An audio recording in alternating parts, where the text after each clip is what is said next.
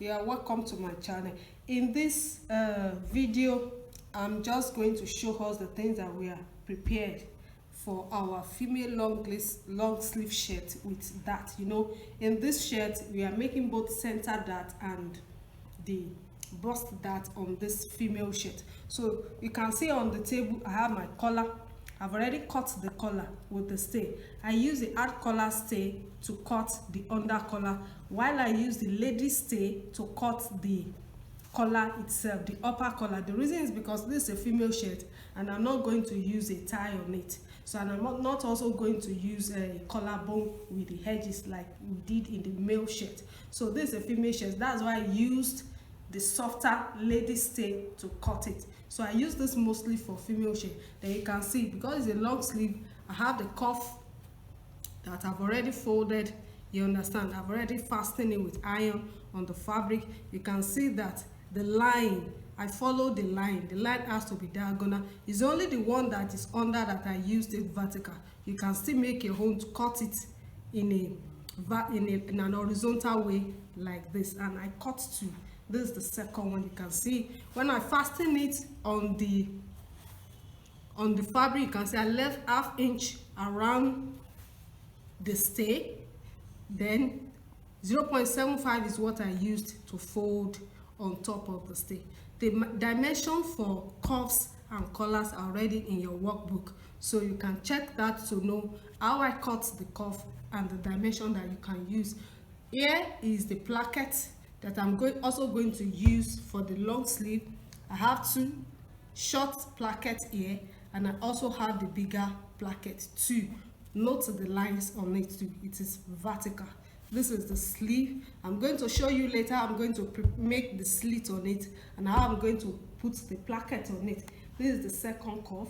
Then this is the fabric itself, the body of the shirt. Just pay attention to some of the things I'm going to say now, because this is a shirt with that. You can see that here I've already use the iron to fold my button stand. Can you see the front stay there too? Yes. Remember that for female shirt, you will put the stay on the right panel of the two front parts of the shirt. This is my right. So it is on this one that I will put the front stay. That's where I'm going to do the buttonhole. On the other hand, for male shirt, you put the stay on the left. Do you understand? Because it is the left that will be on top. Like you can see, for female shirt, it is the right part that is on top, and that is where you are going to put the buttonhole. That's why you put the front stay on this one. On the other hand, for the male shirt, you put the stay on the left, and it is the left that will be on top. Do you understand? So that's the reason we do that. So because in previous tutorial, when we did a princess cut shirt with a 3/4 sleeve, we already did the button stand, so that's why I didn't show how the button stand is made on this one. So this one is a shirt with that. So you can see this is the back pattern, and these are the two front patterns. I've already folded. This one doesn't have the stay. This is the left part. It doesn't have stay, so I've already folded it the way I'm going to sew it. This one add the stay, and I've already put the front stay on it. So I just folded it. Now, one thing about the dart is that you just want to find out the middle. The dart will be at the middle. That's just the only time. I'm sure you must have been doing that before. However, for shirts, there are basic measurements that you need to consider when you are making your dart. Look at the way I lay the back on the two front patterns. These are the two front patterns.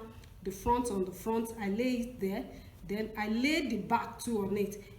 The way that we cut it, you can see I still left the ½ inch at the front, the way we lay it on it when we were cutting the pattern.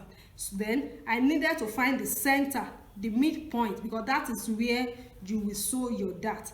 The most important thing about that is that it must be centralized. You must sew. What I actually did is that when I positioned the back pattern on the two front pattern, I found the middle, and the way you can find the middle is by dividing your waistline by 2. You understand? Assuming the waist is 32, when you are constructing your pattern, waist is 32 divided by 4, that is 8 inches. And then when you measured it, so assuming you used, when we are measuring the waist, we say 8 inches plus 1 inch, that plus ½ inch sewing allowance. So add 1 inch that to the 8 inches, because the 8 inches with 1 inch will make the whole length that we are going to find the midpoint, and then we do the dart. So 8 plus 1 is 9. Then divide the 9 into 2, that should be 4.5.